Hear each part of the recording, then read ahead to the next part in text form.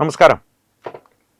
Communist party വിട്ടു പുറത്തുപോയി അമ്പലപ്പുഴയിൽ സ്വതന്ത്രനായി മത്സരിക്കുന്ന ജി സുധാകരൻ കമ്മ്യൂണിസ്റ്റ് പാർട്ടിയുടെ മുതിർന്ന നേതാവായിരുന്നു. അദ്ദേഹത്തിനെതിരെ ചാനലുകളിൽ മുഴുവൻ അഭിമുഖം കൊടുത്ത അദ്ദേഹത്തെ വർഗവഞ്ചകൻ തുടങ്ങിയ തരംതാണ ഭാഷയിൽ മുഖ്യമന്ത്രി പിണറായി വിജയൻ ആക്ഷേപിച്ചുകൊണ്ടിരിക്കുമ്പോൾ ജി സുധാകരൻ കമ്മ്യൂണിസ്റ്റ് പാർട്ടിക്കെതിരെ ഗുരുതരമായ ആരോപണങ്ങളാണ് ഉന്നയിക്കുന്നത്. അപ്പോൾ ഈ ആരോപണങ്ങൾ പല ആരോപണങ്ങൾ ഉന്നയിക്കുന്നുണ്ട്. ഒരു കമ്മ്യൂണിസ്റ്റ് പാർട്ടി നേതാവിൻ്റെ തിരോധാനം ഉൾപ്പെടെ മണൽ മാഫിയയ്ക്കെതിരെയുള്ള പോരാട്ടത്തിൻ്റെ ഭാഗമായി സജീവൻ എന്നൊരു നേതാവിൻ്റെ തിരോധാനം ഉൾപ്പെടെ നിരവധി ആരോപണങ്ങൾ അദ്ദേഹം ഉന്നയിക്കുന്നുണ്ട് കമ്മ്യൂണിസ്റ്റ് പാർട്ടിക്കെതിരെ.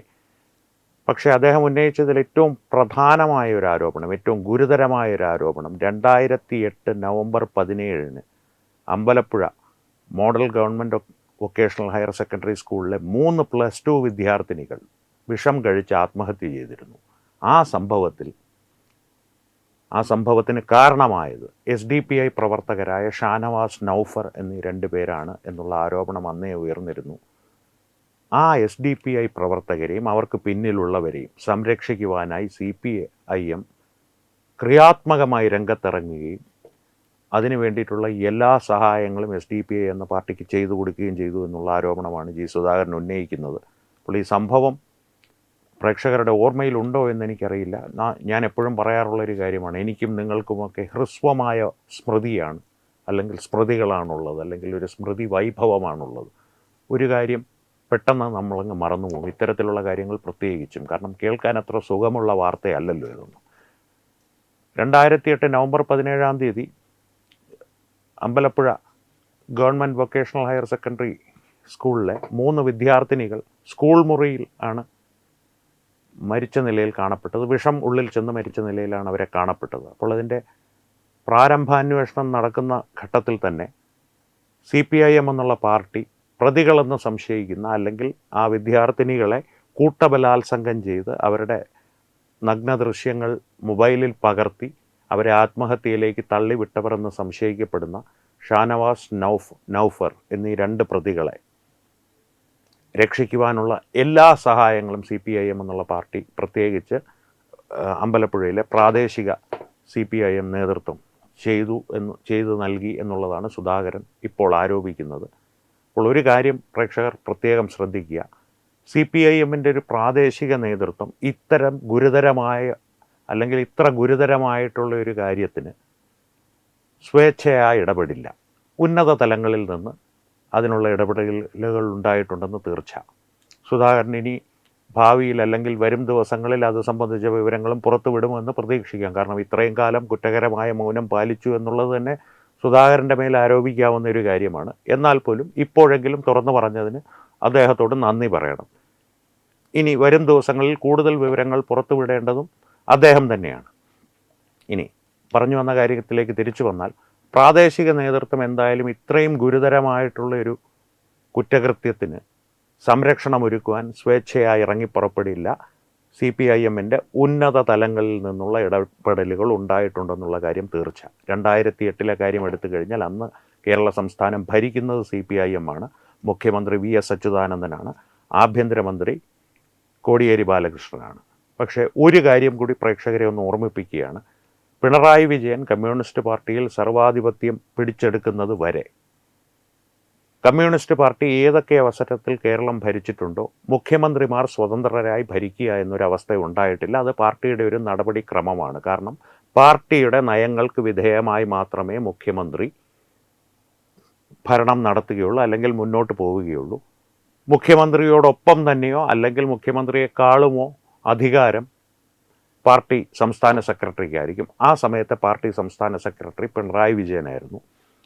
പിണറായി വിജയനും VS അച്യുതാനന്ദനും തമ്മിൽ ഒരു ശത്രുതയുണ്ടായിരുന്നു, എതിർപ്പുകളുണ്ടായിരുന്നു. അച്യുതാനന്ദൻ പിണറായിക്ക് ഘടകവിരുദ്ധമായി, അല്ലെങ്കിൽ പിണറായിയുടെ ആവശ്യങ്ങൾക്ക് ഘടകവിരുദ്ധമായി പ്രവർത്തിക്കുന്ന ഒരാളായിരുന്നു എന്നുള്ളൊരു പൊതുധാരണയുണ്ട്. അതിൽ കുറേയൊക്കെ വാസ്തവമുണ്ട്. എന്നാലും പോലീസിൻ്റെ നിയന്ത്രണത്തിൻ്റെ കാര്യത്തിൽ അന്നത്തെ ആഭ്യന്തരമന്ത്രി ശ്രീ കോടിയേരി ബാലകൃഷ്ണനായിരുന്നു. കോടിയേരി ബാലകൃഷ്ണനാവട്ടെ എക്കാലവും പിണറായിയുടെ വിശ്വസ്ത വിധേയന്.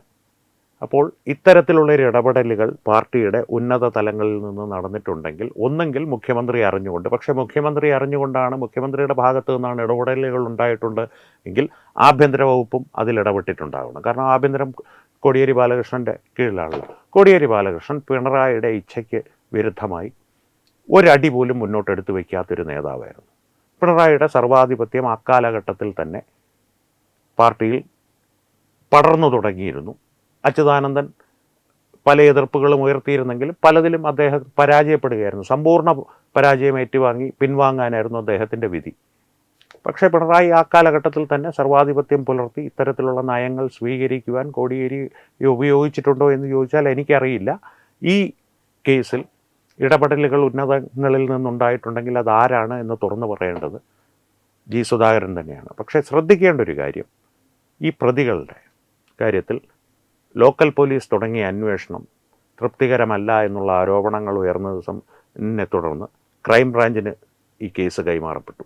ഈ പ്രതികൾ അറസ്റ്റ് ചെയ്യപ്പെട്ടു. പക്ഷേ ആത്യന്തികമായി എന്ത് സംഭവിച്ചു എന്ന് ചോദിച്ചു കഴിഞ്ഞാൽ 2019 ഫെബ്രുവരിയിൽ ഇവർക്കെതിരെ വ്യക്തമായ തെളിവുകൾ നൽകുന്നതിൽ പ്രോസിക്യൂഷൻ തീർത്തും പരാജയപ്പെട്ടു എന്ന കാരണം കാണിച്ച് കോടതി ഇവരെ വെറുതെ വിട്ടു.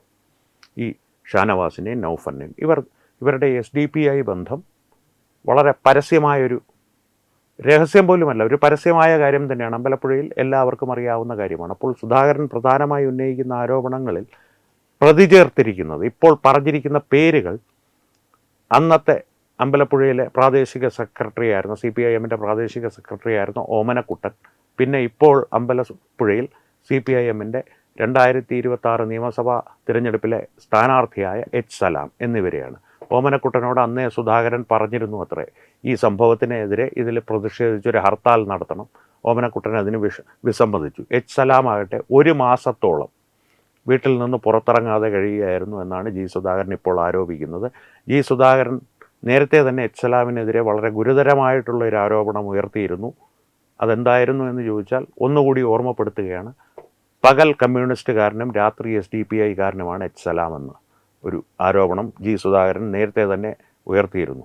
അപ്പോൾ ഈ ആരോപണവുമായി ഇപ്പോൾ സുധാകരൻ ഉന്നയിച്ചിരിക്കുന്ന ഈ ഗുരുതരമായ ആരോപണവുമായി സംബന്ധിച്ച് ആ ആരോപണത്തെ ഒന്ന് ബന്ധിപ്പിച്ച് നോക്കുമ്പോൾ അതിൻ്റെ ഗുരുതരാവസ്ഥ വർദ്ധിക്കുകയാണ്. കാരണമെന്ന് വെച്ച് കഴിഞ്ഞാൽ SDPI ഇത്തരത്തിലൊരു ക്രൂരകൃത്യം ചെയ്തിട്ടുണ്ടെങ്കിൽ, കാരണം കോടതി വെറുതെ വിട്ട പ്രതികളെ ചെയ്തിട്ടുണ്ട് എന്ന് കൃത്യമായി നമുക്ക് ആരോപിക്കുവാൻ സാധിക്കില്ല. പക്ഷേ തെളിവുകളെല്ലാം വിരൽ ചൂട്ടുന്നത് ആ ഒരു കാര്യത്തിലേക്കാണ്. കാരണം ഈ മരണപ്പെട്ട ആത്മഹത്യ ചെയ്ത ജീവനൊടുക്കിയ പെൺകുട്ടികളുടെ നഗ്ന ചിത്രങ്ങൾ വീഡിയോയിൽ പകർത്തുക, അതിനു മുൻപ് അവരെ കൂട്ടബലാത്സംഗത്തിന് ഇരയാക്കുക, ഇത്തരം ക്രൂരകൃത്യങ്ങൾ ചെയ്തത് SDPI പ്രവർത്തകരാണ് എന്നുള്ള ആരോപണത്തിൽ അവരുടെ കുടുംബാംഗങ്ങളും ഈ കുട്ടികളുടെ സുഹൃത്തുക്കളും ഉറച്ചു നിൽക്കുന്നു.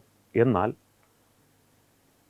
ലോക്കൽ പോലീസിൻ്റെ പ്രാദേശികമായിട്ടുള്ള അന്വേഷണം തുടങ്ങിയ ഘട്ടം മുതൽ തന്നെ അതിനെ അട്ടിമറിക്കുവാനും SDPI പ്രവർത്തകർക്ക് വേണ്ട സഹായങ്ങൾ ചെയ്തു കൊടുക്കുവാനും CPIM എന്നുള്ള പാർട്ടി വളരെ ക്രിയാത്മകമായി രംഗത്തുണ്ടായിരുന്നു എന്നുള്ള ആരോപണങ്ങൾ അന്നേ ഉയർന്നിരുന്നു. ഇപ്പോൾ അതിനെ സാധൂകരിക്കുന്ന തരത്തിലുള്ള ആരോപണങ്ങളാണ് ജി സുധാകരനും ഉയർത്തുന്നത്. ഞാൻ വീണ്ടും പറയുകയാണ്, ഏതാണ്ട് 18 വർഷങ്ങളോളം കുറ്റകരമായ മൗനം പാലിച്ച ജി സുധാകരൻ ഇപ്പോൾ ഇത് തുറന്നു പറയുന്നത് എ ലിറ്റിൽ ടു ലേറ്റ് എന്ന് വേണമെങ്കിൽ പറയാം. ഒരല്പം വൈകിപ്പോയില്ലേ എന്ന് ചോദിക്കാം. ഒരു 2019 ഈ കേസിൻ്റെ വിധി വരുന്നതിന് മുൻപെങ്കിലും, ഫെബ്രുവരിയിൽ വിധി വന്നതിൻ്റെ വിചാരണ നടക്കുന്ന സമയത്ത് എപ്പോഴെങ്കിലും രഹസ്യമൊഴിയെങ്കിലും നൽകിയിരുന്നെങ്കിൽ ഒരുപക്ഷെ പ്രതികളെ ശിക്ഷിക്കുന്നതിൽ അത് സഹായകരമായേനെ, അല്ലെങ്കിൽ പ്രതികൾ ശിക്ഷിക്കപ്പെടുന്നതിൽ അത് സഹായകരമായേനെ. അത് സംഭവിച്ചില്ല. എന്നിരുന്നാലും ഇപ്പോഴെങ്കിലും തുറന്നു പറയാൻ കാണിച്ച സന്മനസ്സിന്, അത് അദ്ദേഹത്തിൻ്റെ രാഷ്ട്രീയ ലക്ഷ്യങ്ങൾ മുന്നിൽ കണ്ടുകൊണ്ടുള്ള തുറന്നു പറച്ചിലാണെങ്കിൽ കൂടി ഇത്തരത്തിലുള്ളൊരു തുറന്നു പറച്ചിൽ കാലഘട്ടത്തിൻ്റെ ആവശ്യമാണ്. ഇതേ സംബന്ധിച്ച് കൂടുതൽ അന്വേഷണങ്ങൾ ഇതിൻ്റെ പിൻപറ്റി, ഈ ആരോപണങ്ങളെ പിൻപറ്റി ഉണ്ടാവുകയാണെങ്കിൽ വളരെ നല്ലത്. കാരണം ഉണ്ടാകുമോ എന്ന് എനിക്കറിയില്ല. കാരണം അത് തീരുമാനിക്കേണ്ടത് അടുത്ത അധികാരത്തിൽ വരുന്ന 2026 നിയമസഭാ തെരഞ്ഞെടുപ്പിന് ശേഷം അധികാരത്തിൽ വരുന്ന സർക്കാരാണ്. അവരുടെ SDPIയോടുള്ള മനോഭാവം എന്തായിരിക്കുമെന്നുള്ള കാര്യത്തിൽ എനിക്ക് യാതൊരു നിശ്ചയവുമില്ല. കാരണം LDF വന്നാലും UDF വന്നാലും, കാരണം BJP 2026 പൂർണ്ണമായ ഭൂരിപക്ഷത്തോടുകൂടി അധികാരത്തിൽ വരും എന്നുള്ളത് ഒരു അത്ഭുത സംഭവമായിരിക്കും കേരളത്തിൽ. പക്ഷേ BJPയുടെ ശക്തമായ മുന്നേറ്റമുണ്ടാകും. അത് തിരഞ്ഞെടുപ്പ് സംബന്ധിച്ച വാർത്ത, അതിലേക്ക് നമുക്ക് പിന്നീട് വരാം. പക്ഷേ LDF അധികാരത്തിൽ വന്നാൽ തീർച്ചയായിട്ടും ഇക്കാര്യത്തിലൊരു കൂടുതൽ അന്വേഷണം അല്ലെങ്കിൽ പുനരന്വേഷണമോ അല്ലെങ്കിൽ മുന്നോട്ടുള്ള മറ്റെന്തെങ്കിലും നടപടികളോ ഉണ്ടാവില്ല എന്നുള്ള കാര്യം ഉറപ്പാണ്. കാരണം അവർ SDPIയുടെ പൂർണ്ണമായ സംരക്ഷണം ഏറ്റെടുത്തിരിക്കുകയാണ്. അത് ഇക്കാര്യത്തിൽ മാത്രമല്ല, അത് മഹാരാജാസിലെ അഭിമന്യുവിൻ്റെ വധത്തിൻ്റെ കാര്യത്തിലായാലും എല്ലാ കാര്യത്തിലും എല്ലാ കാലത്തും ഇത്തരത്തിലൊരു ആരോപണം CPIMൻ്റെ നേരെ ഉയർന്നിരുന്നു. സമൂഹത്തിൽ ഉയർന്ന ആ ആരോപണത്തെ സാധൂകരിക്കുന്ന തരത്തിലാണ് ഓരോ ദിവസവും അവരുടെ പ്രവർത്തനങ്ങൾ. പ്രത്യക്ഷത്തിൽ SDPI പിണറായി വിജയനെ രൂക്ഷമായി വിമർശിക്കും. പിണറായി വിജയൻ ബാലൻസ് ചെയ്തിട്ട് SDPI RSS ICICI HDFC എന്നൊക്കെ പറഞ്ഞ് നടക്കുമെങ്കിൽ പോലും ഒരു അന്തർധാര സജീവമാണ് ഇവർ തമ്മിൽ എന്നുള്ള കാര്യത്തിൽ ഒരു സംശയവും വേണ്ട. അതിനെ സാധൂകരിക്കുന്ന തരത്തിലുള്ള ആരോപണമാണ് G. സുധാകരൻ ഇപ്പോൾ ഉയർത്തിയിരിക്കുന്നത്. വളരെ ഗുരുതരമായിട്ടുള്ളൊരു ആരോപണമാണിത്. ഇത് കേരള സമൂഹം എത്രത്തോളം ഉൾക്കൊണ്ട് കാര്യഗൗരവത്തോടെ ഇതിനെ കാണുമെന്നുള്ള കാര്യത്തിൽ നാം തന്നെയാണ് തീരുമാനമെടുക്കേണ്ടത്. കാരണം ഞാനും നിങ്ങളുമാണ് കേരളത്തിൻ്റെ സമൂഹം എന്ന് വിളിക്കുന്ന ആ ഒരു ഘടകം, അല്ലെങ്കിൽ ആ സമൂഹത്തിൻ്റെ ഘടകങ്ങൾ, അല്ലെങ്കിൽ സമൂഹത്തിനെ പൂർണ്ണമാക്കുന്ന ഘടകങ്ങൾ. ആ ഘടകങ്ങൾ ഇതിനെയും ഹ്രസ്വമായ സ്മൃതിയുടെ പിന്നാമ്പുറങ്ങളിലേക്ക് തള്ളിവിട്ടാൽ പിന്നെ നമ്മളെ രക്ഷിക്കാൻ ആരും പുതിയ അവതാരങ്ങളൊന്നും എടുത്ത് വരാൻ പോകുന്നില്ല എന്ന് മാത്രം പറഞ്ഞുകൊണ്ട് നിർത്തുന്നു. നന്ദി, നമസ്കാരം. HIV അണുബാധ സന്തോഷപൂർണമായ ഒരു ജീവിതത്തിന് തടസ്സമല്ല. HIV അണുബാധയ്ക്ക് ഫലപ്രദമായ ചികിത്സ ഇന്ന് ലഭ്യമാണ്. ഇതിന് യഥാസമയം അണുബാധ കണ്ടെത്തുന്നതും കാലേക്കൂട്ടി ചികിത്സ നടത്തേണ്ടതും അത്യാവശ്യമാണ്. സൗജന്യമായ ചികിത്സയും മാർഗനിർദ്ദേശങ്ങളും സർക്കാർ ആശുപത്രികളിലെ ART അഥവാ ഉഷസ് കേന്ദ്രങ്ങളിൽ ലഭ്യമാണ്.